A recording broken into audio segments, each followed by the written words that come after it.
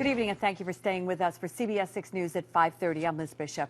Thousands of New York students are left in limbo each year when they graduate from New York high schools. They can't go on and pay for college because they're in the country illegally. The New York DREAM Act looks to give those students a helping hand by opening the door to financial aid. And today, that dream is one step closer to becoming reality. Our Capitol correspondent Kimberly Howard live in the Albany newsroom now with more on this. And Kimberly, this bill did pass the Assembly, but it still has to make it through the Senate. How's that looking? Yeah, that's right, Liz. It may not be as easy as we think because the Republicans have outright control of the Senate now. This bill has been historically unpopular among Republicans, and it didn't even make it through the Senate last year when Republicans had a power-sharing agreement with independent Democrats. Still, Governor Cuomo added a little incentive this time around to see if he can push it through.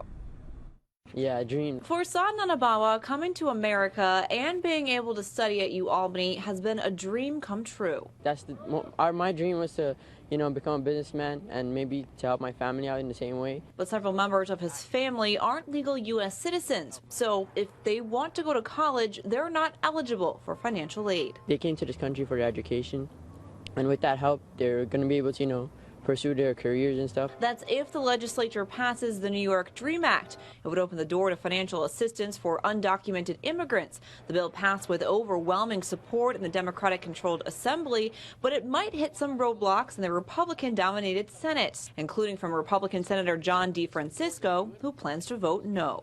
We can't get enough aid for kids that are citizens of the state of New York. We shouldn't be providing aid for someone who's not. DeFrancisco isn't only against the DREAM Act. He's upset the governor has tied its passage to a new tax credit for private and public school donors. That's a measure he, along with many other Republicans, support. I think they should stand alone. I mean, they're two totally different issues, and it's very difficult if you're in favor of one thing and against the other to be forced into voting for something you don't agree with. The legislature can opt to pass each bill separately, but with lawmakers split on these two issues along party lines, that could mean both bills die, something some students don't want to see happen. This legislation, I think it will be beneficial for us, and I think many students like me can actually get benefited from it.